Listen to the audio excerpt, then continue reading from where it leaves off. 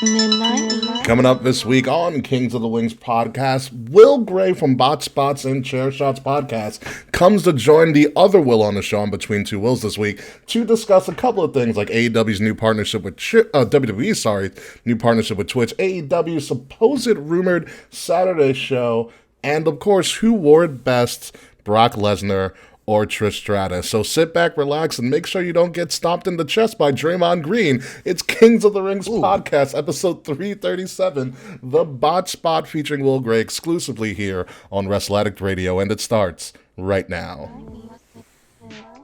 He didn't hit him that hard, too, by the way. I saw the replay. Sabonis is a bitch.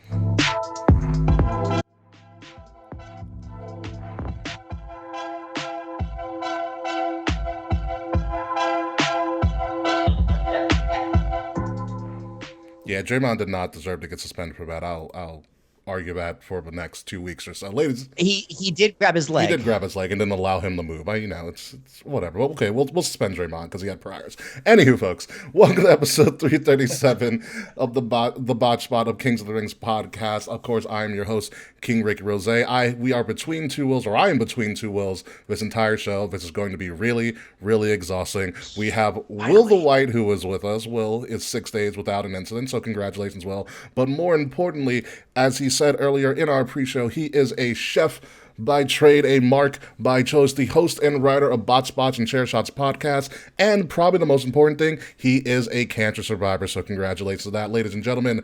Hey. Will Gray. Will, how are you? I am glad to be here. I appreciate it to you guys at Kings of the Ring and the Wrestle Addicts Radio for having me and allowing me into your space. Like I say in all my profiles, man, it was a long battle, but I beat cancer and I laugh about it now because that's all you can do. Yeah, damn right. Damn right. So it's going to be great to have you on the show. We got a lot of interesting things to talk about, a lot of business wrestling stuff to talk about, too, especially because Will the White, as we're going to call Will Tarashak this week, love to talk about WWE and their really, really interesting business endeavors. And I'm jealous, dude. I'm so jealous of how they conduct business. I wish I could do that. I think we all do. But before we get into all that, Will the Gray, since this is your first time on the show, you get to play the first guest game hosted by the other Will. So this is going to be really, really interesting. It's going to be Will versus Will on the first guest game, and it's about to start right now. First guest game, the questions every wrestling fan has to have the answer to. So the question number one, Mr. Gray, how did you get into professional wrestling? The way I got into professional wrestling, it goes back to the old days of Saturday morning. I would go to my grandmother's house in the late 80s, and we would hang out and we would watch the early days of WCW tapings and NWA tapings, and the very, very tail ends of Georgia Championship Wrestling in that 88, 89, 90 range. Ooh. How old are you? 38 years old. God damn, bro, you look 28. You look my age. Yeah, you look great. I appreciate the shit out of that, man. Yeah, like whatever shampoo you use, whatever you eat down there in Tennessee, like, don't stop. Fried chicken and biscuits and like that's it, man. I dead ass thought you were my age, so incredible. All right, your favorite wrestler currently and your favorite wrestler of all time. My favorite wrestler of all time is Mick Foley. Nice. Long Island boy. Amazing. I say there's a point in wrestling history where it's not necessarily about titles. It's not necessarily about in-ring work, and it's not necessarily about like mic skills. Foley is one of those guys where he's not anybody's number one in any of those key components as to what makes a great wrestler a great wrestler. Yep. But to me, Foley changed and revolutionized how people wrestled. And I think that's what makes him so important. I read his first book, Have a Nice Day, A Tale of Blood and Sweat Socks, when I was a wee kid. I'm talking like early teenagers. And from that moment on, I was a Foley guy. The three faces of the Foley, anything about it. But also in reverse, for the opposite reasons, my current favorite wrestler is Seth Rollins. And I recently wrote an article that said Seth Rollins was the Babe Ruth of professional baseball. He's one of those guys. He might strike out every time, every third time he comes up to bat, and Seth Rollins might take an L, 40% of his matches. but then you're guaranteed a home run and a grand slam, 50% of the time or whatever it is. And that's the way I feel about Seth Rollins. He can chew nothing but L's, just one right after another, and he's still just over all the time. Seth Rollins was this close to having the worker's curse put on him, like where he's just so lucky and talented and deserves the fact that he's so charismatic and he can just change his character time after time after time. That's like he doesn't really need wins. To a point, like he can eat that L after L after L. He had the most losses out of like anyone relevant on TV last year, and we still put him in our top 5 wrestlers of the year. Absolutely. That's a skill. That's crazy. Random statistic I put into that article talking about Seth was his lifetime career average. He's a 500 hitter, meaning he's lost as many matches as he's won in his entire career, and he's held a title almost 50% of the time. For active days in the ring, he's held a title. And think about, he went 4 years in WWE without a title reign? Yeah. Like, it's just crazy to think about, like, the career and trajectory he's had from Tyler Black in Ring of Honor to being the architect Seth Rollins today. I do love that you said Mick Foley. Mick Foley may not be number 1 in the ring, may not be number 1 in the mic, but he is number 1 in our hearts. Absolutely. Aww. Bless that man. Aw, the first Daniel Bryan, Mick Foley. Yeah, that's absolutely correct. All right, let's continue on, Will.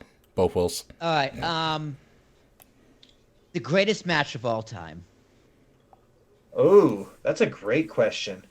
I would say my favorite match of all time and what I consider to be the greatest match of all time is Ricky the Dragon Steamboat and Macho Man at WrestleMania. Great 3. choice. Great choice. The reasons why is it wasn't the biggest story. You know what I mean? Hogan and Andre was always going to be the bigger story. But what made this match so important was, once again, it changed how wrestling matches were called. Because up until that point, wrestling matches, 98.7% of them were called in the ring. The guys were going out. They were running, a match, getting time cues, but that was it. Steamboat and Savage said, we're not going to be able to be the biggest match of the night because of the story, but what we're going to do is perfect. So they sat down and they memorized every single movement in the match, from rolling out of the ring to moving Elizabeth around. The build, Fretz is in the chat talking about how Steamboat got injured, and then George the Animal went after Miss Elizabeth, and then Macho Man went after George the Animal. Then Steamboat came back to save him, and it built to Mania. It was just chef's kiss. Perfect match, perfect story, perfect build. The original show stealer. Yeah, chef's kiss for real, because as Wilbur Gray kind of talked about, they planned everything out. And if you've ever listened to or heard Steamboat speak about that match, and Macho Man in and of himself, Macho Man was so meticulous with this match that it was literally like a numbered list of every move, every sequence that they were going to do, and he forced Steamboat to memorize it before WrestleMania 3. So they would practice, like, what is step 1, what is step 2, what is step 3, weeks leading into WrestleMania 3. It's absurd. It's absolutely absurd. Agreed. Yeah. Next question. If you were a wrestler, what would your finisher be? Describe it and give it a name. If I were a professional wrestler and I were to use a finisher, it would be the traditional Jerry Lawler pile driver. Nice. Still effective to this day. You would think about the fact that if you look at where wrestling was at that point, you still, in the late 70s, there were still territories. There were 22 Vince McMahons at that point in wrestling. Yeah. I say that a lot. But the thing that made the Lawler pile driver so special was it had become such a protected finisher that the Tennessee Gaming Commission made it illegal to use in a match to, like, build the story and the lore behind it. So I think in true, like, Memphis wrestling style, as a Tennessee boy, I would use that Jerry Lawler just very straight stand up and drop pile driver. And that's what I would call it. It would just be called Lawler's pile driver. Just simple and pure and just to the point as to what it was, because if I used it, it meant business. Dude, I love how there was just no hesitation. Like you knew the question was coming. I mean, you gotta have given the questions beforehand. So, No, I didn't give him the ask, question this time. That's the hardest question of the first guest game, because someone's like no one's ever thought about for the most part. It's like, if I was Russell, what would my finisher be? What would I call it? Fuck, that's a good question. Yeah. And I go back with mine all the time. I want to be like a flapjack Batista bomb. Fretzel in the chat says Foley's pile driver, though. The thing I liked about Foley's pile driver, he did like the draping pullover style where he'd pull your pants up, go back, and he would grab your trunks and pull your trunks back with you. Foley's was really unique. Lawler's, he would stand straight up and pick you up vertical. He would hold them for a while, a little bit too. Exactly. It was like a vertical position, and then he would drop into that really powerful sitting pile driver. It was just a work of art, man. I love Jerry Lawler's pile driver. Yeah, here's a bonus question for you.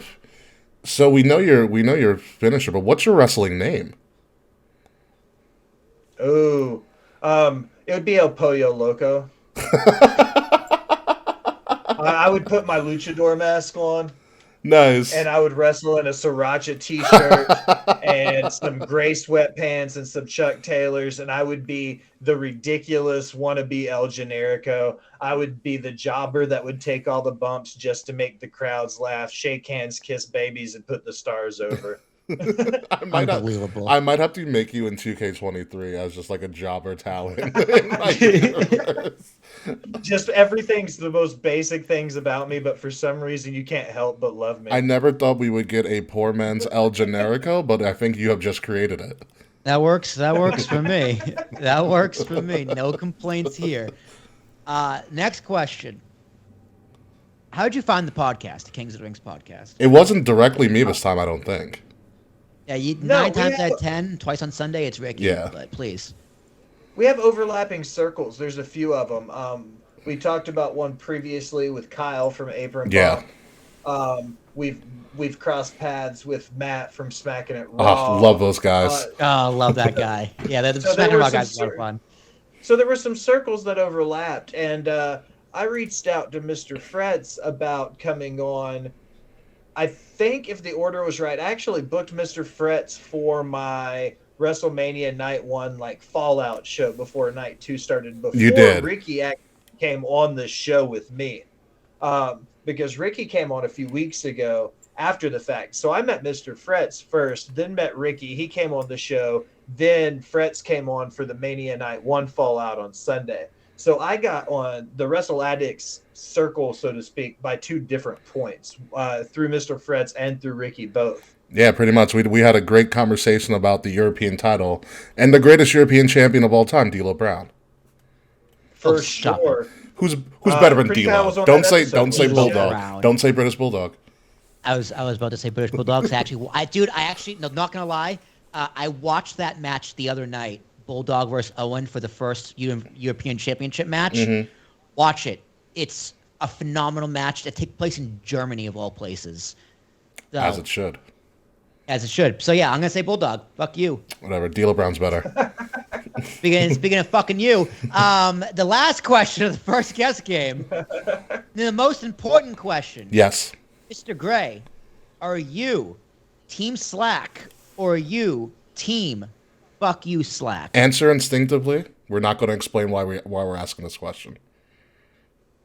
I'm going to go with Team Fuck You There we Slack go. on instinct alone. Everyone because does. For some reason, I'm chaotic good in my nature. So that could be a good or a bad thing either way.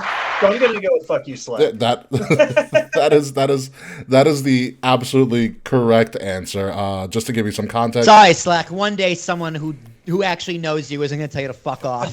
Slack's been one of our friends, one of our fans of a show from Canada, actually.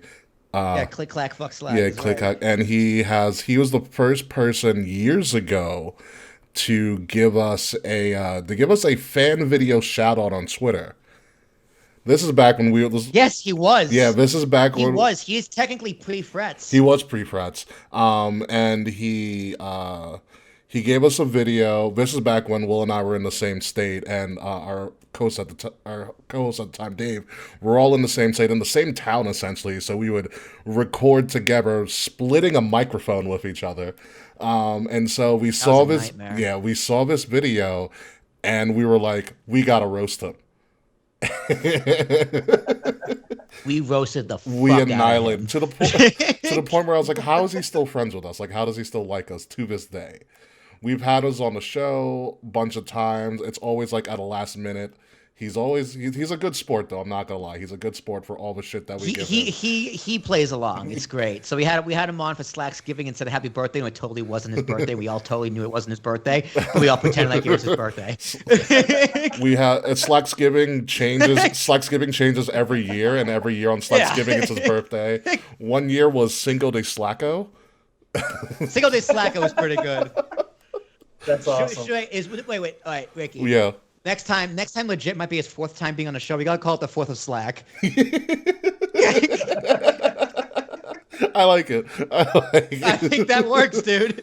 Hey, it's the 4th of July. He's not doing anything. He's Canadian. Yeah, they had their day 3 days prior. So yeah, right. So I think we do 4th of Slack this year. 4th of Slack would be cool. Even if it's not the 4th time, it's even funny. If it's the 5th time, it's even better. Yeah. He's the only one that would know because I honestly don't keep count. We haven't had him on in a couple of years. Remember, dude. We're actually on episode 337, so I got a botch for you on YouTube. It says 336. Oh, is it? Does it say on which one? Kings of the Rings. Oh, okay. I'll fix it in post. Whatever. Actually, and Wrestle Act Radio. I'll fix it later in post. It's fine. Let's get into yeah, whatever. I can't be perfect every week. So yeah, let's get into this week of wrestling because there's going to be some interesting stuff to talk about. Most importantly, we're back to talking about Vince McMahon because it was revealed over the weekend that Vincent Kennedy McMahon, still somewhat the head of WWE, majority shareholder until the Endeavor deal goes through and all of that. I guess finally, due to public outcry, because someone had to tell Vince something, he sent an email to the entire WWE roster.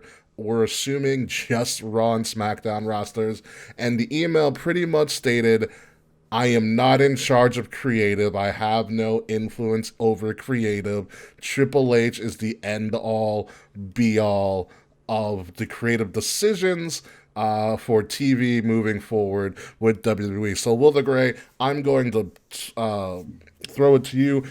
Do you believe this at all? I want to believe it as much as I can as far as it goes as the creative side of things. But you have to look at this from 40,000 feet on a corporate America standpoint. Vince being in charge of creative isn't what we should be worried about. It's Vince McMahon being the number 2 person in Endeavor behind Ari Emanuel is what we need to be worried about. I thought he was number 3. Because he's going to be, the way I remember hearing it break down was it was going to be Ari Emanuel, then Vince, and then it was going to be like Dana White over the UFC and the PBR guy over the PBR and Nick Khan over the WWE and the Miss Universe pageant people over them. And all of their little umbrellas have their president over each side of it. Vince, from my understanding, if it's changed, I'm not saying this is set in stone. Vince, my understanding was Vince was the number 2. He's going to be ultimately the board of directors for Endeavor. 11 seats on the board, 6 to Endeavor, 5 to WWE, and it goes from there. So I think the bigger picture here isn't necessarily Vince in creative. It's the idea that when it boils down to it, Vince is back in ultimate control, because with him having that power, he can forfeit and forego anything that he wants from the head of the seat as the board of directors versus just the head of creative. This is a much bigger worry for me than just him being, at Gorilla on Monday night. That is a great point. Will Tarashok? I say Triple H is in charge on paper. Like Vince may not have final say, but you know for a fact he has input. So from a creative perspective, yeah, his hands are still going to be in there. He's still going to do a bunch of shit. But if Triple H has the final say, doesn't matter. Honestly, does it matter if Vince is saying, "Hey, Triple, you should do this"? What's Triple H going to say? No. Like, no, I don't think he's going to say that. I don't. It's his father-in-law. I don't know, Vince. I don't know. Yeah, it's like, yeah, Vince, like, Triple H is on charge on paper to get the marks and shut the fuck up. One thing I wanted to mention last week, but I kind of didn't get around to it, was, like, we all said Raw after Mania was terrible, right? Yeah. Because Vince was in charge. Raw to SmackDown after Mania was pretty good. People was like, oh, Triple H must have been in charge. Then the next week, Raw was like decent. They're like, oh, Vince was in charge of this, and Triple H was in charge of this. It's like, that doesn't make any sense. That doesn't make any fucking sense. Do you hear yourself? So when the show's good, Triple H must be running it. When it's bad, oh, Vince must be running it. So really, this email means nothing because the internet's going to think whatever the fuck it wants to think anyway. So it doesn't even matter. It doesn't even matter. Now, to his Endeavor point, I think that's very fascinating. I'm on the exact opposite. This man's the best businessman who ever lived. He should be up there. Fuck yeah, with his stupid mustache. That was kind of the basis for why we did the deal. Sex, Vince. Fuck's sake. Yeah, that was also the basis of why he did the deal, because Ari was going to keep giving him some sort of power over his company, and that's all Vince wanted. To be honest with you, he found a way to circumvent the legal system yet again. Congratulations, Vince. And he's going to be more involved with the business end than the creative end. Yeah. Yes, duh. Yeah. But to say he has no input on creative, I think you're a fool. You've not been watching the same product for the past 40 years. Yeah. Yeah, wrestling isn't what it is today without Vince doing a lot of stuff that nobody was thinking of, because Vince, for some reason, had the foresight decades in advance for a lot of things, like a network and a big WrestleMania event and all of that fun stuff. Yeah, like I would admit my bias straight up. He has every right and deserves it 100% to be exactly what he's doing, unless he does something actually illegal. Yeah. And then goes to jail for it. Not like this, oh, that's morally illegal, even if it was illegal. Yeah. So, I mean, that's Vince for you. And speaking of the business stuff, and we have to double check, because I think there's a Mark Shapiro who's president of Endeavor that might be the second to Ari Emanuel, but someone might have to check this. No, it's Ben Shapiro. It's not Ben Shapiro. But be that as it may, there's also some talking about, speaking of the business part, that ESPN might be in the fold to start working with WWE again. Obviously, they have a work. Dude, they have a work relationship with UFC. This is what needs to fucking happen. What? Because once the CNBC or whatever Peacock deal is up, yeah, they may need a new partner.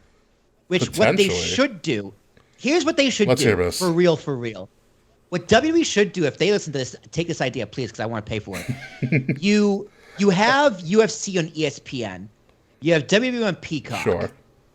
It ditch those deals. I don't know when UFC and WWE is up, so it probably can't happen anyway. I think UFC has like a 10-year deal with ESPN.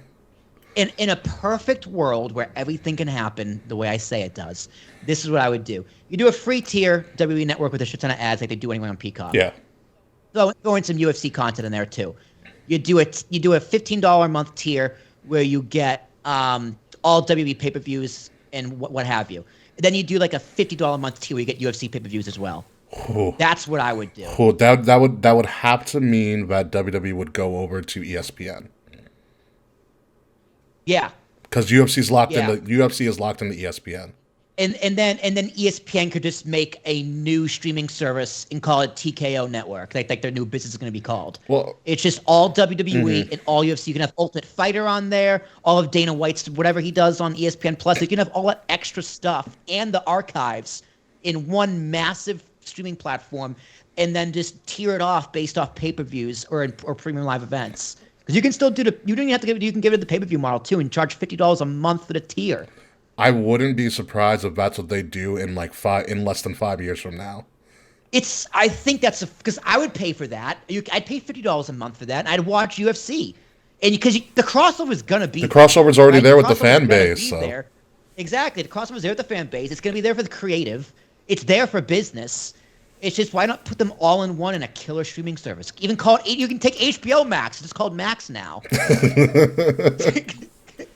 What about the addition? If you look at it if you want to add the ESPN to it, that goes into that whole Disney and the mouse realm of things. Yeah. So look at it from that side. If there's, the Comcast Universal stuff falls through in a couple years and they don't renew the streaming service, then you're right. Endeavor will need a new home for the archive and all the streaming rights and stuff. If UFC is already in bed with ESPN, that I would say would give the mouse the advantage on gaining the rights to the streaming WWE Network stuff when the Peacock deal is done. Because Endeavor and ESPN and UFC are already there. The odd man out with now Endeavor owning the WWE is Peacock. Yeah. Peacock is the odd man out now. So when that streaming deal is done, it's almost like, Mickey Mouse and Disney's just waiting for that deal to lapse so that Disney can pick those rights up. That's exactly what I think is going to happen, because if we remember when WWE was looking to sell the network to which they eventually sold to Comcast Universal, ESPN was a heavy contender to take up WWE's content. Yes. They just didn't want no off season. Yeah, the only reason they did not do it is because there is no off season, so they can't rotate their staff, because they would have to have full-time coverage of WWE, and that's something they weren't willing to budge on. But I think now that WWE and UFC are in bed with each other, I think they will budge. I think they will budge, because I think there's something even bigger at play if ESPN does take them over. Not only can you get UFC and WWE premium live events or pay-per-views all in one place, which would be the idea, but if ESPN takes over WWE, they could potentially make bank off of it, and they don't really need to make bank off of it because they're under the freaking mouse. But number two, we could potentially see, for the first time ever, the first ever live streamed on cable TV, if it still exists, WrestleMania on a channel like ABC, because that's under the mouse too. It can be ABC, ESPN presents WrestleMania. That will blow and it will be it'll be one of the most watched events in history. And you could still be able to watch it on the app, exactly, the streaming app, and not have actual commercials. They do those video packages like Bianca or Asuka or Brock Lesnar or whatever. Instead. Exactly. If I was ESPN, I'd do that. Think about ESPN with their apps and stuff, with their multi access points, where you could be on your iPad and one app watching the same experience from a different perspective than what's on your TV or on your phone. Like the multiple depths that ESPN, because if you look at their baseball package where you can see like live scorecards and pitch counts and everything, think about what they could do with that kind of technology, but used for wrestling. Super kicks. 18. But also, like, think about how they do like the broadcast for like the college football national championship, where you have literally different camera angles, different broadcasts. Can you imagine? God, dude, you have like the WWE kickoff show with like JBL on the on the app, and it's like Stephen A. Smith and Charlie Caruso absolutely on TV all day. But think about that. Imagine watching a stream of WrestleMania via a sky cam. Yeah. Can you imagine the visuals of that? Like because they've done it before at like WrestleMania 33, they did in Orlando. They had a sky cam. But imagine having that sky cam footage for the entire show. You can watch somebody's entrance literally from overhead. It would be absolutely absurd, and no one would be able to do that other than ESPN and ABC. Yeah. It would be. Hey man, monopolies are cool sometimes. Yeah, I like I said, it's not out of the realm of possibility that might be within the near future for WWE and UFC, is that ESPN just engulfs all of them, and it just becomes bigger than it already is. So yeah, I think Vince is gonna be a little more concerned about that than what's Rick Boogs doing on SmackDown. I feel so bad for that man, Rick Boogs. I feel so bad. Anywho, let's move on. So the King of the Ring tournament is no more, folks. Is also revealed over the weekend. Is that they have changed the name of the King of the Ring event, which is going to be in Saudi Arabia, to Night of Champions, because they got to use it. They got to use the name before AEW decides to take it and rename their Battle of the Belts. So, with that being said, Night of Champions is going to be happening Saturday, May 27th, weeks after WWE Backlash, which they are already building to, because that's like 2 weeks away. And it's interesting that they do Night of Champions, especially because if Sammy and KO are still the tag team champions, they're not going to be at Night of Champions. Like, because Sammy's Syrian, and he's not gonna be there. So I'm interested to see what they do with the Night of Champions, because Night of Champions is usually lauded as the night where all the championships are on the line, and clearly this is a bit of a conflict right now. So how do Is it legit? This is like an actual question. No, I hope it doesn't sound ignorant. let's find out. Is it legitimately dangerous for Sami Zayn to go there? Yes. Yes. Yeah. Yeah. If you actually look at it, he has never been to any of their events. I know that, but it's like it's not just like a preference, like a personal thing. It's like legitimate anger and hatred. We want to kill you bad. Yeah. So because So it's like okay. I think if it was just a preference, he would probably still go. But I think it's more so he has an actual fear of his life. Okay. So it's very, very, very legit. Yeah. It's both. Fretz brings up a good point. Semi being Syrian isn't but part of the issue. It's the fact that he was also previously Muslim and then converted to any other religion, whether he's allegedly atheist or not. Once you're Muslim and then convert out of the Nation of Islam, because MVP has the same problem. Yeah. That's why MVP can't go to Saudi Arabia, is because he used to be Muslim and now he's not anymore. So Sami has those same problems. You add the fact that Sami is of Syrian descent on top of it, just escalates an already, vile problem. Yeah. So it is very dangerous for Sami, but all the other titles should be on the line. I guess. Exciting. Yes, and also Vicious and from Mr. Fretz, Arn Anderson is managing Wardlow. Yay! All right, That's cool. Give Arn something to do. Congratulations for him. So Night of Champions should be an interesting show. And the other interesting thing about Night of Champions is that May 27th marks the 1,000th day of Roman Reigns' championship run. Exactly. Is on Night of Champions. Hence, I think that is the principal motivator for changing the name of the event. Also, King and Queen of the Ring is such a stupid name. It's just long. It's too long. Too many syllables. Too many And words. it meant nothing. And it meant nothing. The last two winners proved that, and that's not a slight at all towards Xavier Woods or Zelina Vega, but neither of them won that award and then proved to be anything bigger than what they were. Xavier Woods was already an established star and needs that at least a mid-card singles push, in my opinion. Mm-hmm. Zelina Vega was kind of the same thing. She's one of those examples as to why the women need a mid-card title that isn't the tag championships. Absolutely. It's like you get me, Will the Grey. It's like you really do. Yeah, and also, we had Queen's Crown, and Queen's Crown was a great name for the female King of the Ring tournament. It's perfectly fine. Mm-hmm. Queen's Crown is great. Yeah, the issue with King of the Ring tournament, which never really was an issue, well, not really, and then Queen's Crown is that, again, like the Andre the Giant Memorial Battle Royal, it leads to absolutely nothing. Mm-hmm. What's the payoff? What's the incentive if you win? A bad gimmick change for a few months. Hey, Xavier Woods lived up to the King Woods gimmick as best as he could. He got hurt, though. So yeah, it wasn't his fault. Yeah. It wasn't his At fault. least it didn't change the whole way he spoke and used that stupid fake British accent like Zelina did, like a cup of coffee. You know what I mean? Like, Zelina, they colonized your people. What are you doing? Zelina's from Queens. They colonized Queens. They colonized Queens. Listen, I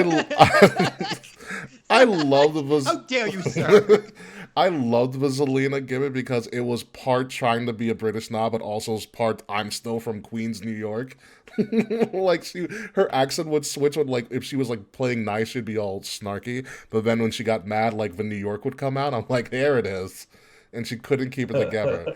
That was one of the best things ever. So, Night of Champions, aka the Roman Reigns Spectacular, which is exactly what it's going to be. Who even knows when he'll defend? Who even knows when he's going to show up on TV again? No one knows at this point.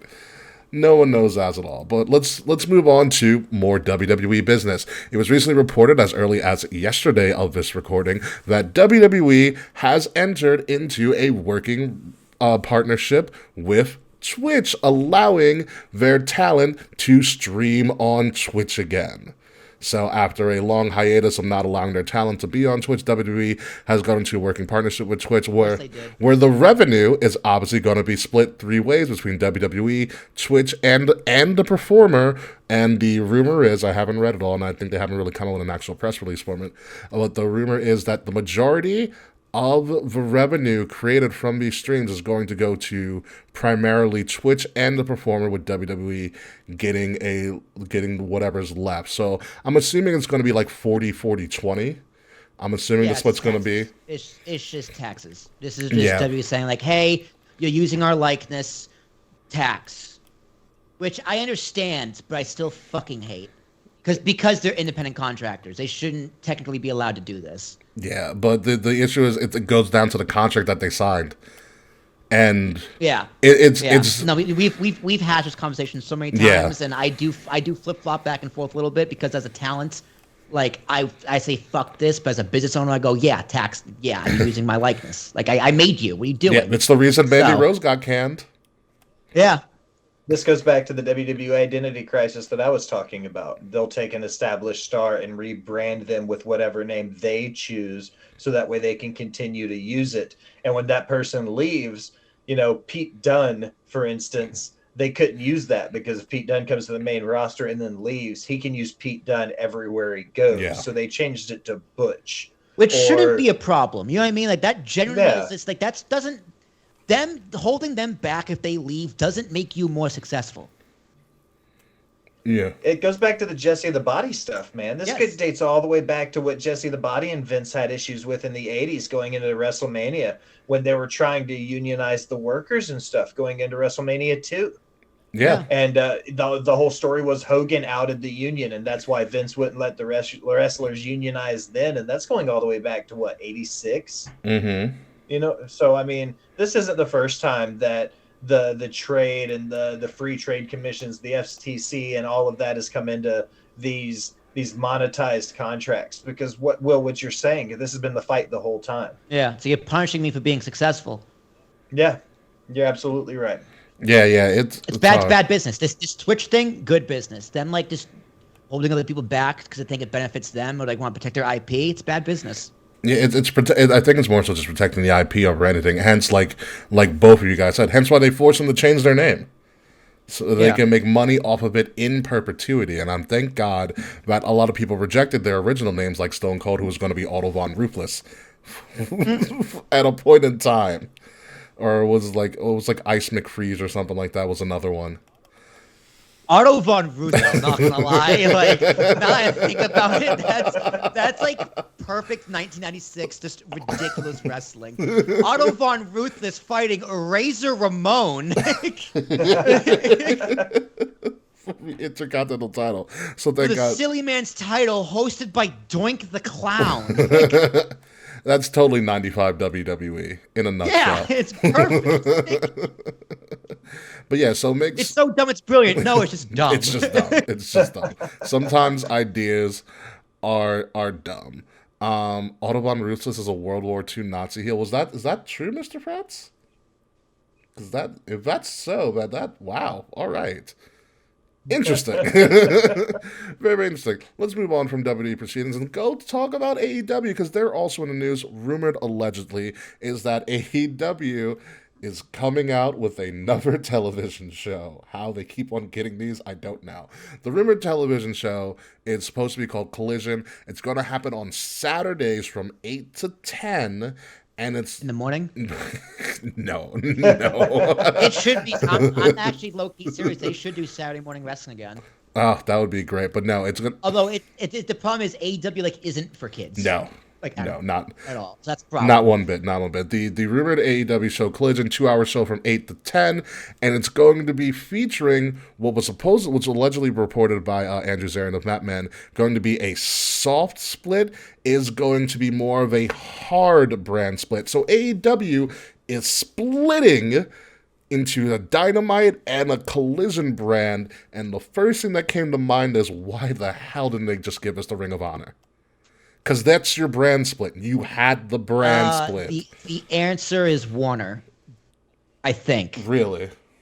If from what I understand, because I listen to Matt Man's full podcast because they're the fucking best. Yeah. But Warner doesn't see money in Ring of Honor. They don't care about Ring of Honor. They see more money in AEW, which I think they're correct.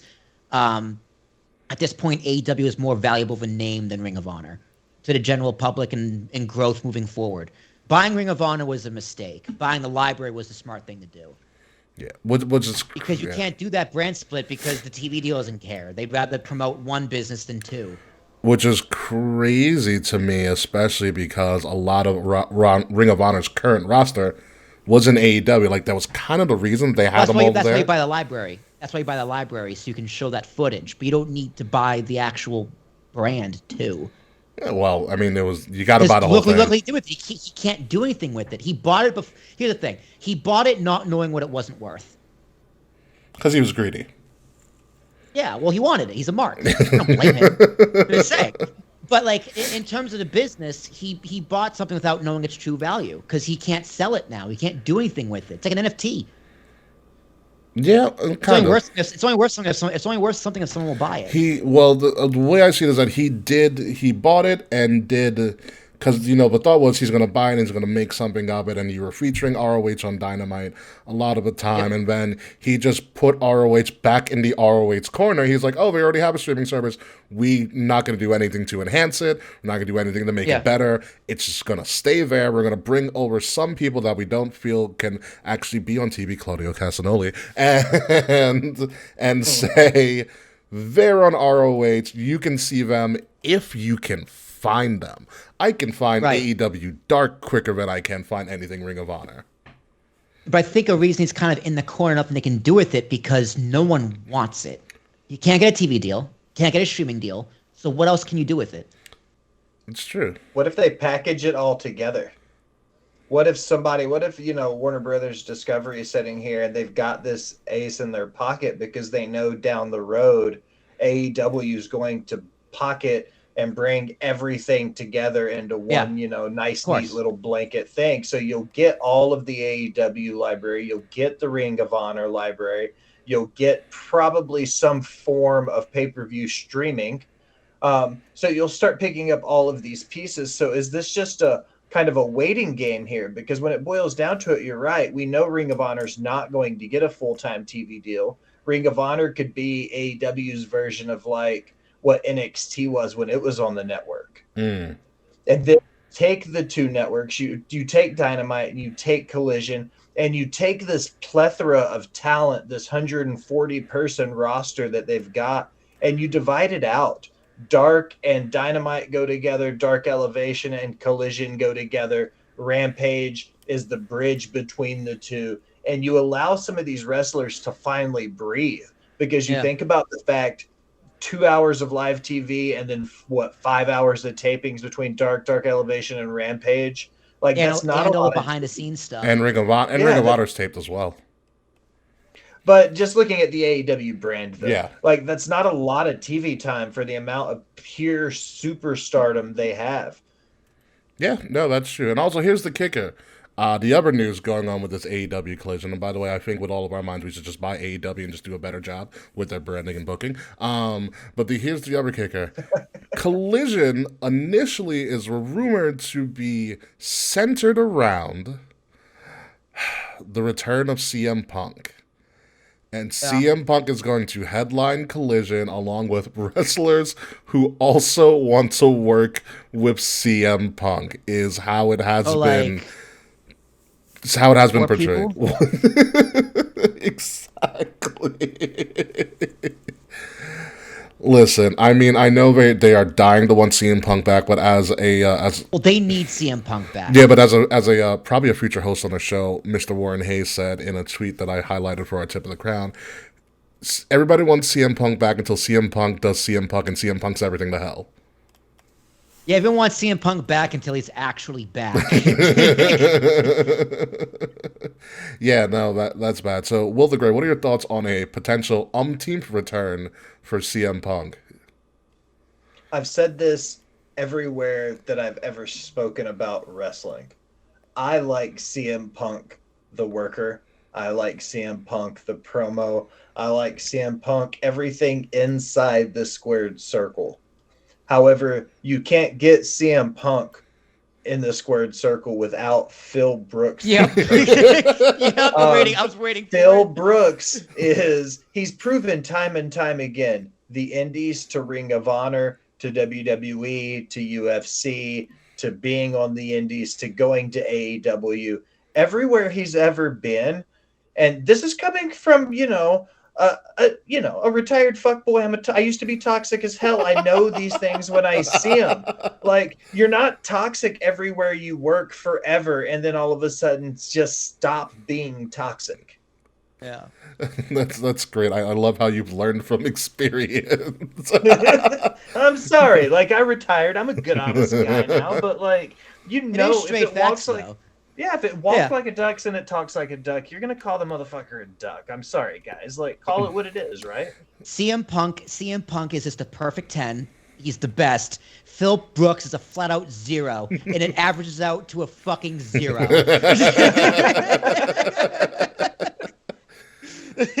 That's just, unfortunately, that's the reality. But I'll tell you what, once CM Punk's on TV, I'm going to start tuning in again.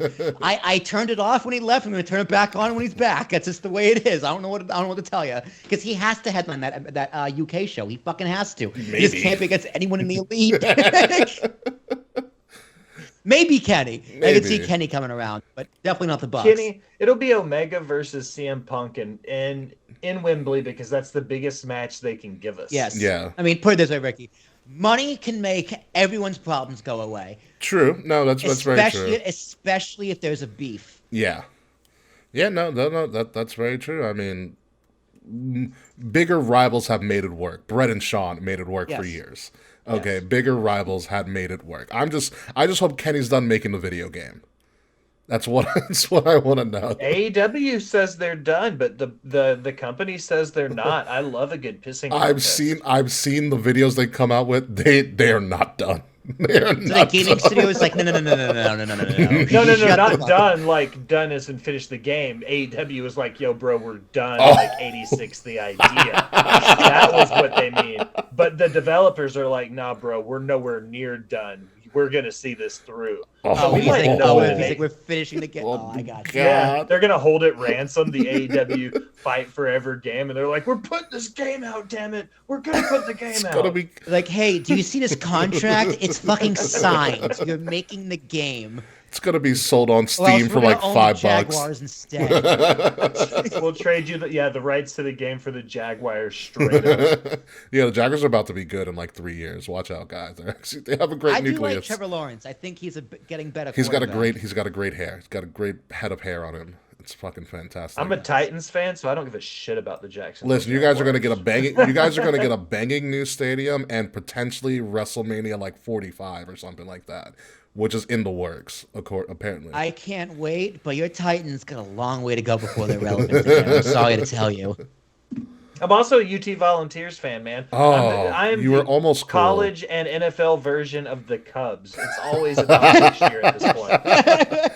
Well, we're gonna. Hey, but even the Cubs won one. We're gonna have to. So Will the Gray, you and I are gonna have to talk on the post show because go Gators. Anywho, the other thing with AEW Collision is I do have a question for.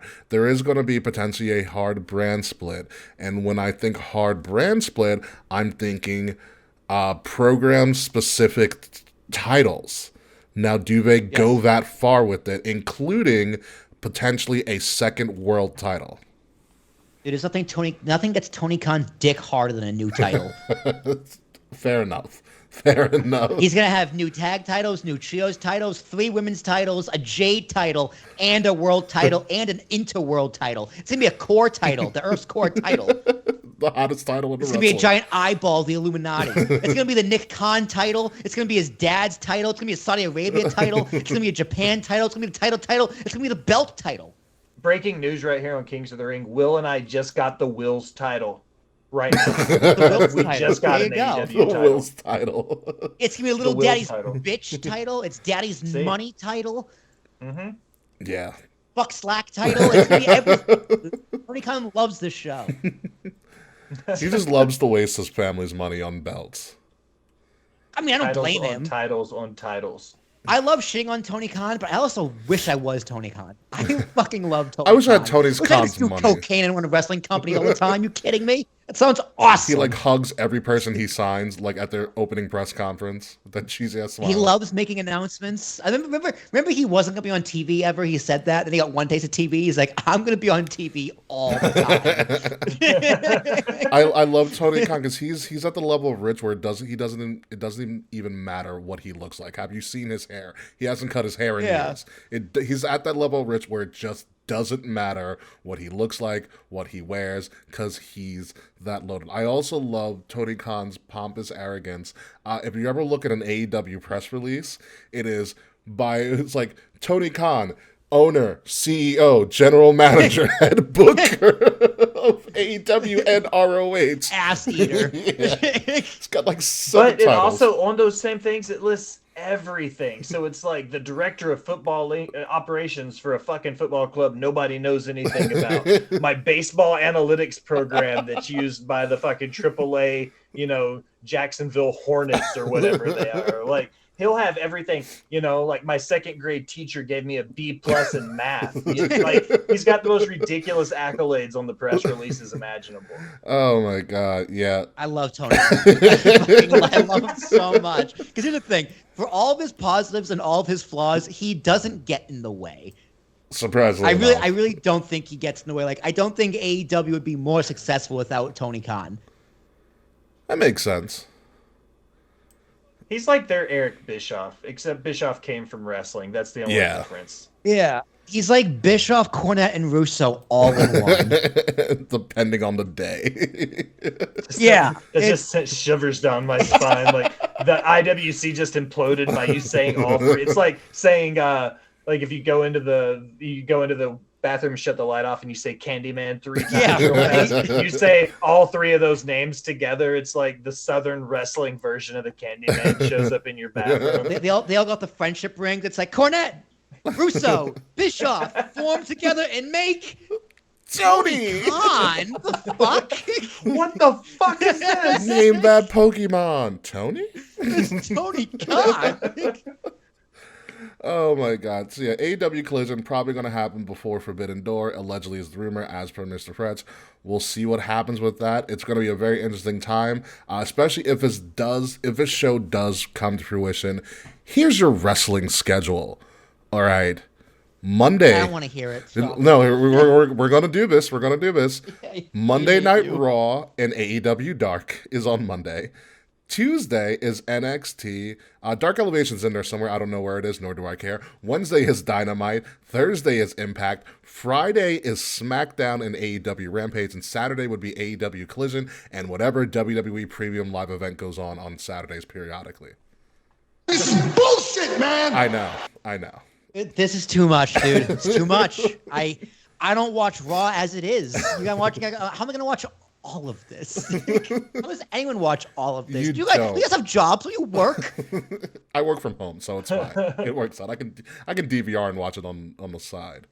True, I guess. Yeah, and it'll just be one less thing that I watch. I'll just call a spade a spade. Yeah. Like, I'm running out of time between all the indies that I watch now to keep up with my interviews. Like, I'm eventually I already watch Impact, NWA all on delay or on YouTube after the fact. Very seldom do I watch all 3 hours of Raw live. Like, it'll just be something else I watch on my DVR after the fact and fast forward through the bullshit that I don't want to see. Yeah. Yeah, that's very true. But we are going to talk about Raw, specifically who wore it better, Wilbur Gray, Brock Lesnar or Trish Stratus? I'm going to go with Trish. She's everything 15-year-old Will wanted and loved about life. And now she's everything that 38-year-old Will loves and wants about life. Just call it what it is. Cowboy Brock, he had me when he was babyface. I love the world. Fuck it, let's wrestle Cowboy Brock. This bad boy, Man in Black Cowboy Brock, it's kind of like when Garth Brooks became a rock singer and changed his name. That's kind of like Brock. This just isn't working for me. I'm just waiting for Clint Eastwood to show up and shoot him. Have you ever seen Westworld? That's what it looks like. It looks like Brock Lesnar is cosplaying as a cowboy. Nothing about the way he looks screams real cowboy. I'm going to call him Lesnar Texas Ranger with this look. But Will Tarashuk, who wore it better, Trish or Brock? I mean, the man in me wants to say Trish because, I mean, look at them. Hang on, I got a sounder for it. Yeah, you do. It's there somewhere. Where is it? Well, there's one of them. That's a good one. Here's the other one. Look at that titty, though. I mean, the man in me is just straight up roll tide on that one. But I gotta go Brock. Look at him. He's terrifying. He looks great. He looks like a Red Dead Redemption 2 character. Looks like a main boss. He does. It's like if Bill Vanderlyn went to a gym. He's gonna beat the shit out of John Marston at the end. John Marston is punching the fuck out of him. He says, "What about Sable? My horse Sable!" Like he's just ready to fucking go. Look at him. Yeah. Terrifying. I love how they advertised Brock was going to be on Raw, and that's as close as Brock got to the ring. That shot right there. He barely made it halfway down the ramp. It was beautiful Brock booking. Another thing about Brock, I have to send probably both of you guys this TikTok video I saw. I don't know who it is, but it's this white guy, and he's like, I'm so mad. He's mad about something that happened to him. He goes, the next guy I'm going to see, I'm going to punch in the face. And then he pans to the side, and it's Brock Lesnar. He goes, God damn it, Brock. He goes, the second guy. The guys from Modern Family. I fucking love that show. Yes. And he keeps every time. And he started the whole thing like 15 years It's ago still on set going. for a TV show. And he does it every time he's on set with Brock somewhere. So it's been like 25 clips of him going, I'm so pissed off. I'm going to beat the shit out of the next. Not Brock, get out of here. Brock, get the fuck out of the way. The And he's second like, guy I see, I'm going to punch him. And Brock has the same look every time. He's just like, say it again. Say it again. Yeah, oh my God. Speaking of Brock, let's move on to Cody Rhodes, not in a suit and not giving a sermon this week, but Cody Rhodes really wants Brock Lesnar badly. And for the first time ever, which I didn't think was actually a thing, but apparently it is, for the first time ever, we are going to get Brock Lesnar, Cody Rhodes in Puerto Rico at Backlash. This is clearly going to be the main event. So what are our thoughts on this build? Will the Gray? Ooh. I hope that for Cody and Brock's sake, that the kids in the crowds don't talk to their abuelas and remember that in the 70s they showed up to Puerto Rican wrestling shows and threw batteries at the wrestlers. Yeah, that's true. Because if they show up and this doesn't go over with the crowd, I don't think Cody or Brock, either one, are prepared to have, sea batteries chucked in their head from Puerto Rican wrestling fans. Dude, Brock will punch every single Puerto Rican until they're like, Brock's gonna fist fight every person in the crowd. That's they the might match just on the throw card. batteries at him for F5ing back, right? Like 3 years ago. So Brock Lesnar versus the Commonwealth of Puerto Rico. That's just what it says on the card at this point. That'll be that would be great. And Cody can just start speaking Spanish if he knows any Spanish. He is, or whatever sect of Spanish that people from Cuba speak, because he does have a Cuban mother. So he'll try to blend in somehow.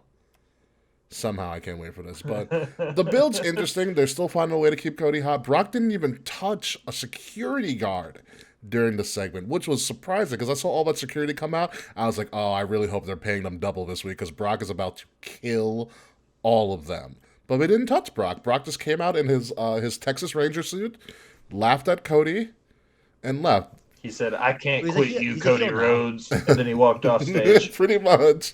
The best visual that happened is Cody tried to attack Brock, and he tried to jump in the air, and like a bunch of security caught him mid-air. I was like, that's a beautiful look right there. That must have been practiced. But it was... That's how he works on his topes. It's just a bunch of people go and grab him. Yeah, he's just got like five. Instead of having a crash pad, he's just got like 5 or 6 friends, like QT, and those guys are like standing around. He's like, all right, guys. And it's like Dirty Dancing. You just see Cody Rhodes. Yeah, I was going to say, somebody needs to dub over that part of it with the Dirty Dancing song, I Had the Time of My Life, and he puts them in the air. That's it. That's the move right there. Now I have that damn song in my head. But the build's going to be interesting. I'm going to see who gets over. in this match. I don't think it's out of the realm of possibility that because one, Cody loves to bleed, and Brock likes to make people bleed. So Fair. That's a good it's point. a perfect combination of Brock's gonna break Cody the hard way, and that's gonna be your lasting footage in Puerto Rico because they can and they probably will. Yeah, Cody So. wins. Somehow, a bloody Cody wins. Tell me when you've seen that before, AEW. Moving on, the other cowgirl in there, obviously Trish, going back to heel Trish. Probably the best promo I've heard from anybody in WWE in a considerable amount of time, not named Cody Rhodes. What I loved about this, in particular, is that we know the motivation, whereas compared to Brock and Cody, we don't have a motivation at all. But I love Trish came and with all black in her original heel Trish bit. If anybody looked back at the archives, and she was like, "Listen, I can still go. I'm the GOAT. I'm the reason women's wrestling is what it is today," which is arguable. But in promo wise, yeah, arguable Trish. But she's like, I forgot what she said. She's like, "I'm not your." Because I'm just like, I'm not your old person. It's like, I'm not your fantasy. I'm like, Trish, you're my fantasy. I'm sorry. You're quite literally Look the at that definition titty, of though. fantasy. Yeah. You're a fantasy. But honestly, I loved it. She looked like a pro through and through. Will the Grey, what are your thoughts on Trish's heel promo? I think I'm in the minority here. Ooh. It's usually me. I don't think they need this isn't one of those we need the legends to stick around past WrestleMania thing. They've got a lot of really hungry women in that women's division that they could be building right now for a great tag team story. And I think giving the belts to Liv and Raquel, although I think that's a terrible thrown together tag team, I think it's a good faith gesture that they have something coming for that division because that's obviously a transitional champion. But I think right now they didn't need the legends to stick around past WrestleMania. They've got plenty of hungry people on that talented roster, not counting your Roxanne Perez's and your Indy Hartwells and everybody that's on the NXT side of things, which in my opinion, week to week, sometimes puts together better matches than what the main roster women do. Oh, that's week, totally true. But yes, occasionally you can squeak a Tuesday in there where the women on Tuesday will outshine the women on Monday and Friday. So I feel like they don't need the legends in this case. It's just kind of, it's the cheap pop to put butts in seats because they know Trish and Lita will sell tickets. But I don't think Lita's coming back. I think Lita was taken out, and that's goodbye Lita for now, which is fine. Lita doesn't need to do much, but I'll watch Trish any day of the week just to see her walk down the aisle. She doesn't have to do anything in the ring. Just show up and then walk back. Just show up, look beautiful like you always have, and keep my hopes and dreams up. That's all. But Will Terrence, what do you think of a return of heel Trish? The only thing missing was TNA with her, Tess and Albert. Yeah, like TNA would have been better. I don't care. To be honest, I don't care about Trish. I think her promos kind of suck. Her cadence is just like no one talks like this. Old style promo. It's that she doesn't fit this generation in terms of like her wrestling and her heel work and her mic work. Still looks great. Don't get me wrong. And she's gonna put butts in seats. Don't get me wrong. Oh, she is. 100%. Becky, I would rather have Becky wrestle Trish. It's technically a dream match than anyone else in the roster because the rest of the roster is trash. Isn't that where we're going? We are getting Becky and Trish. Yeah, I would say that's logically where we're about to get. Yeah, it's a dream match. That's a dream match. Yeah. I mean, plus Trish is retired too. It's like you're retired. You already. She's retired like 4 times. That's fine. I know it's just stupid. I just don't care for Trish. I see it. I just got nothing. I see Trish and I got everything. I also love her custom 100% Stratusfaction shirt. Probably because I was there when. Probably because I have a close connection because I was there when she debuted at the Coliseum. Because she debuted at the Nassau Coliseum, and she literally was a head turner. And if you remember her debut, she came out in like bright highlighter pink and like a sleeveless duster and a pink cowboy hat, and she just stood in the middle of that ramp, and everybody said, "Who the fuck is that?" That was her debut. And the only person who knew it was Shane, ironically. And look how far Shane's gone. He can't even walk. So where Trish, He's walked so far he can't walk. Yeah. Those McMahon quads, man, they're notorious. My God, I can't wait till there's gonna be another McMahon. There's gonna be a third generation McMahon in WWE. Is gonna be a performer, and I can't wait to he tears his quad in the ring. It's gonna happen. Kids. Shane has 3 One boys. of Shane's boys are gonna tear their quad in the ring. It's gonna be one of the greatest things ever, and I'm gonna win so much money. Somebody's got to bet. I was got to bet somewhere. Generation McMahon We'll go and tear a quad. Oh, it'll be fantastic. But let's move on from Trish and Brock and who wore it best to my lord, the thick boy, Bronson Reed. Is getting a lot of a good push. He's working with Bobby Lashley. I think there's a lot of potential in this. Will Tarashuk, did you watch Bronson and Bobby, I think, last week? I saw clips. Yeah, it was pretty. I was like, damn, they're putting these two together. I was about it. They're so much fun. Yeah, I was about it. Where's the right sounder for that one? Where the fuck is Here it is. It was meat slapping majesty. Always relevant, K Murphy. Always relevant. Always relevant, K Murphy. Listen, I'm a big fan of Bronson Reed. I've always been a fan of the Thick Boys. Whenever Bronson Reed is on TV, it is officially Thick Boy season.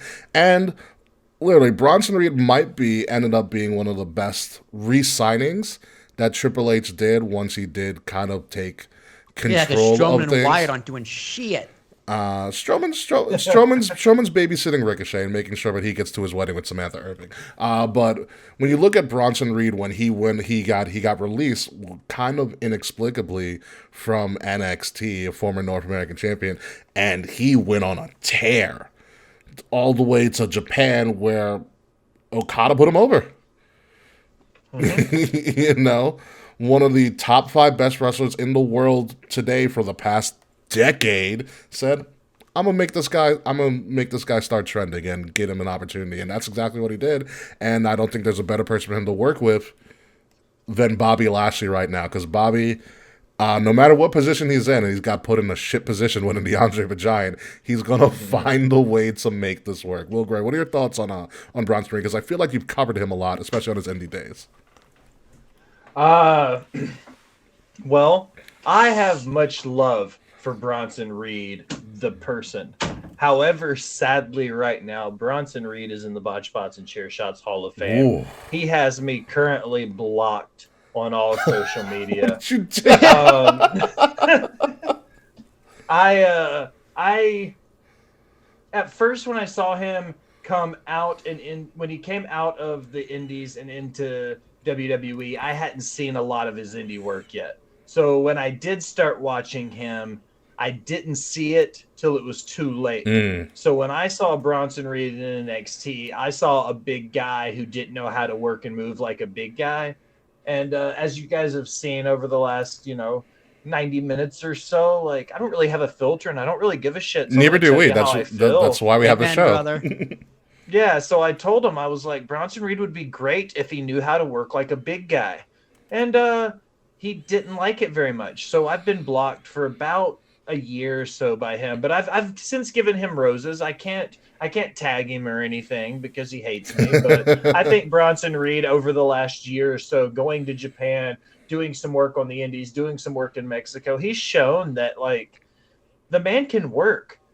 He's still got some growing to do. He's still young, but I mean, saying somebody's young and green isn't an insult anymore like it used to be, because he can obviously put a match together. He can work, and people are putting him over and giving him, props. So I'll give Jonah his props now.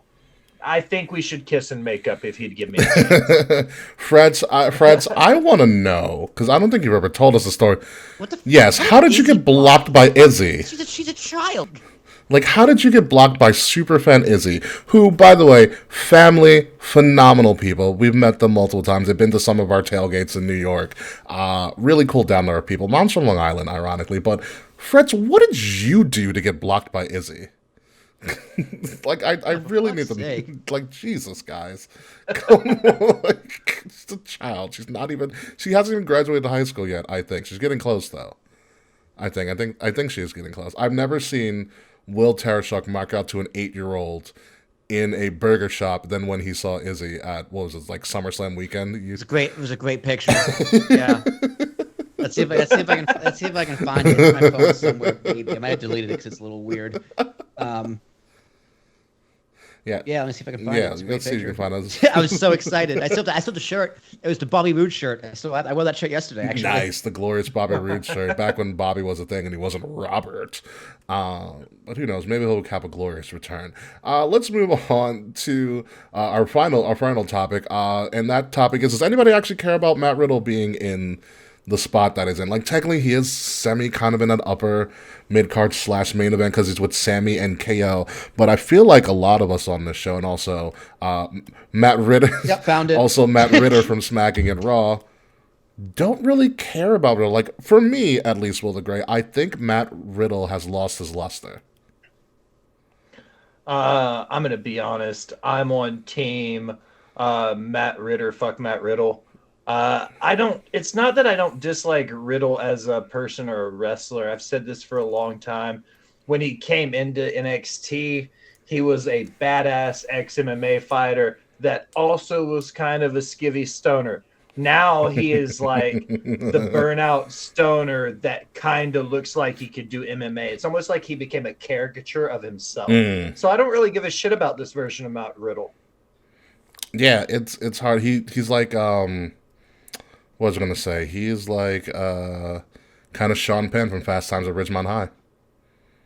That's it. That's a good analogy for it. He's there because he's under contract and they have to use him for something. And he passed rehab, apparently.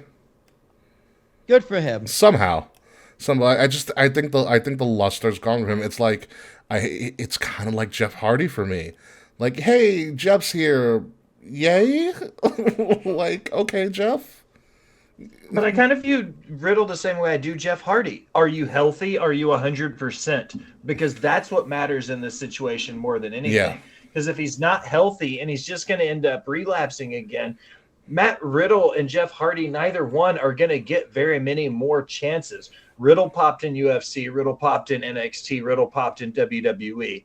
And then you look at the other side of it too. Like, these guys are Jeff Hardy's popped pretty much everywhere since high school. Like, Yeah. You're not going to get very many more chances after this, both of them. So I hope for both their sake, they're healthy and ready to go, because this might be the last chance either of them have. Yeah. Well, Terrence, what do you feel about the return of Matt Riddle? The only surprise we got from the Raw after Mania. Yeah, it's just like, okay, I'm glad he's healthy, right? I'm glad he's out of rehab. I'm glad he seems to be doing well. But, bro, you were so hot and so over and so ready for your push that you blew it. You got to win that back. Yeah. So it's just like, what do you got? Show me something. You gotta win me over again. Like, sorry. Yeah. Sucks. What's important for me, for Matt Riddle, obviously the health and the stability. Yeah, it's like, all of I that. remember like, he was going through his shit with the Me Too thing. Like, I was a fan of him. I defended him because like there was not enough evidence, what have you. I still stand by that, but Oh, and then Riddle kind of shit himself he kind of shit himself when he made that video denying all Yes. the allegations. Like, you idiot. yeah, he handled it very, very poorly. But it's like Horrible. Yeah. I don't like. And WWE stood by him through all of that too. So And that's, I defended WWE for that too. And like but now it's just like, all right, dude, like you've had so many chances and you still fucked it up. Like, come on now. Let's be serious here for a second. yeah. The one thing that I think is going to make or break him is Matt Riddle now has to do it without anybody by his side to help him, because the last time when he was over like Rover, he had Randy, and Randy might be the top 10 biggest fuckboy in WWE history. Okay. Oh yeah. Randy did. If there's anything you can do wrong in WWE, Randy did, and he probably did it twice. I mean, Randy is also very public about this. Randy Orton no-showed WrestleMania 21's practice. Okay, I forgot he did that. rehearsal with his dad, which is one thing, but the rehearsal with the Undertaker. Okay, he missed his WrestleMania rehearsal spot with the Undertaker. and still lived to tell the story. Okay? And that was the guy that WWE said, take care of Matt Riddle. And Randy tried. He tried. And for a little bit, he did. Yeah. And then he got hurt, and then he was nothing he can do. Yeah. You know, but now Riddle really now has to do it on his own because there's going to be nobody there to protect him anymore at all. I mean, hey man, I'll give him a chance, but right now it's just like I just don't care about Matt Riddle either. He has to use his own moveset. The guy is doomed. Hey, what's his regular finisher? Something bro. It's a bro something. The Bro Derek. It's like it's a Styles Clash. sort of modified version of Styles Clash. Yeah. That's It's right. a Styles That's what I Clash remember. mixed with Claudio's finisher or whatever. What the It's a neutralizer? good. It's a good finisher. He reaches through and grabs a big handful of dick. It's a Gotch and then neutralizer, he yeah. jumps on their face. Yeah, that's all he does. It's the Gotch neutralizer, which is the same thing Claudio does. He should have. What they should have done? They should have just rebranded him. Give him a new character. Give him a new gimmick. Whew. Not a new name, just a new gimmick. Just like I'm looking at that 420 bro shirt. I go, cool. It is 420 tomorrow. Like I said, it is 420 tomorrow. It is Like I see a 420 420 bro tomorrow. shirt. It's like, oh, they're doing this again. Yeah. It's like, okay, There right. needs to be a tweak. Cool. It's like, oh, okay, cool, same old stoner. Yeah, WrestleMania hangover is in full effect. Is it football yet? Yeah. Only a few more weeks. We're almost there. Listen, The draft's the almost... XFL is still going on, and the USFL just started. There is football to be had. I didn't say it was good football, but there is football to be had in different places. But yeah, Matt Riddle, there's got to be something that's got to change with him. My concern is I don't know if he can play anything else. God, a violent coke addict would be pretty awesome, though. I'm not gonna lie, that would be really good. I just don't think he can And it play would- anything else. Serious, like he's not a good promo. Still, God, It'd be okay, a WWE who would- thing too to put him in there as a violent coke addict. They'd be like, you wouldn't have to act it. You just go out there and act like who yourself. who would be his coke dealer? And tell me why it's Tozawa.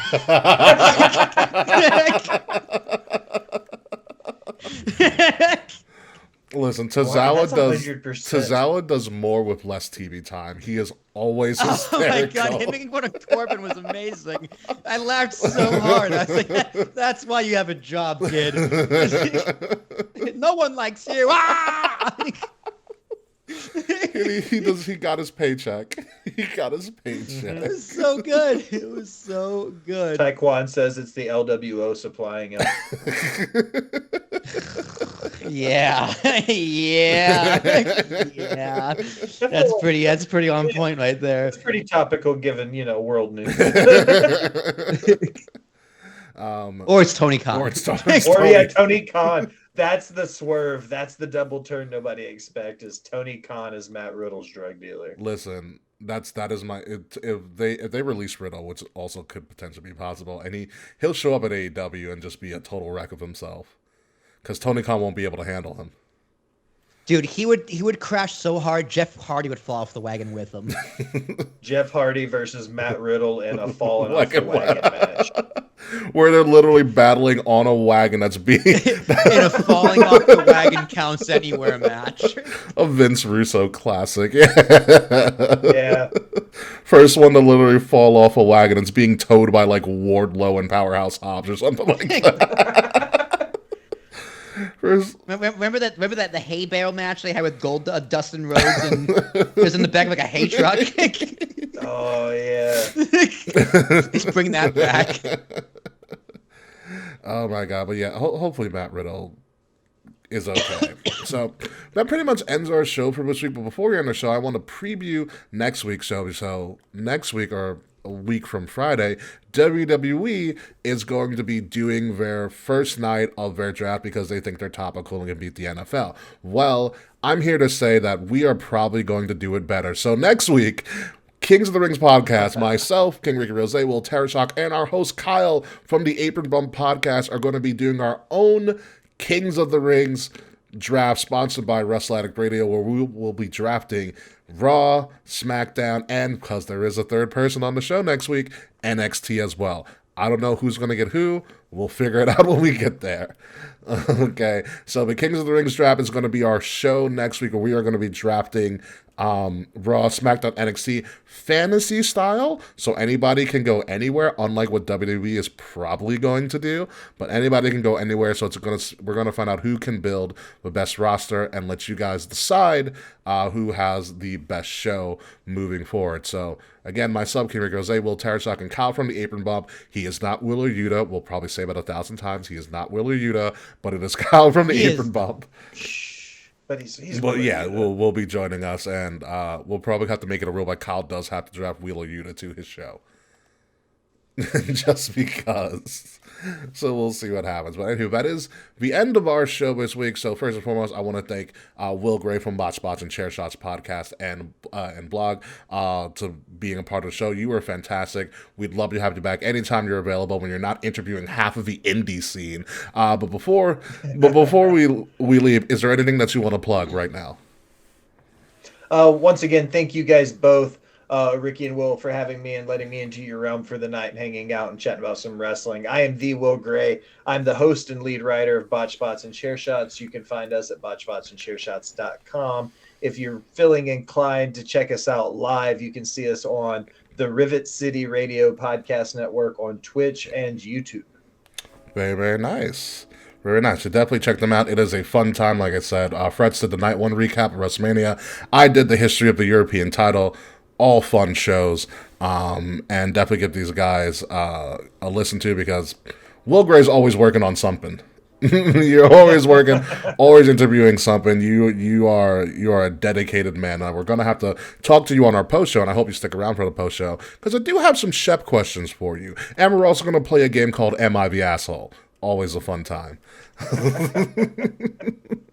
So, Will Tarashak, are you ready, sir? Let's do it. Yep, let's do it.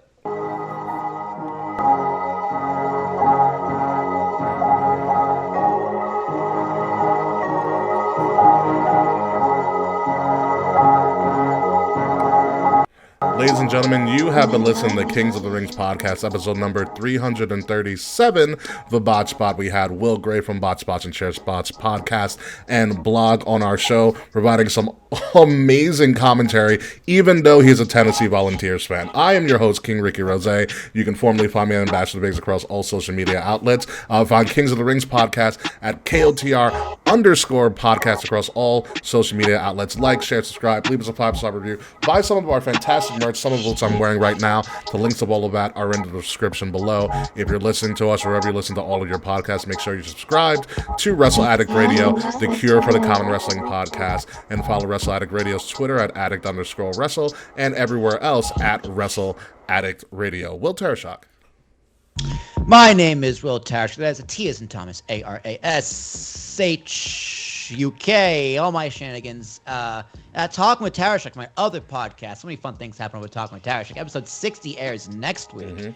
A good friend of mine, Russell Rhodes. He is a teacher, professor about economics. We talk about college kids and money, the economy. It's interesting. Might be what you think, might not be what you think. Who knows? So yeah, that's all my shit. You know me.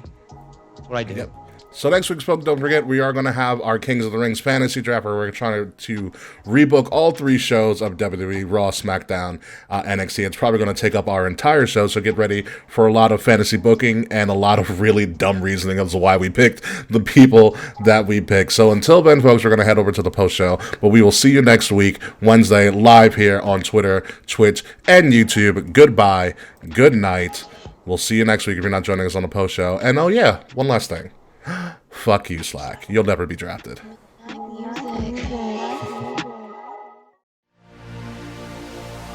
This has been a Wrestle Addict Radio branded podcast.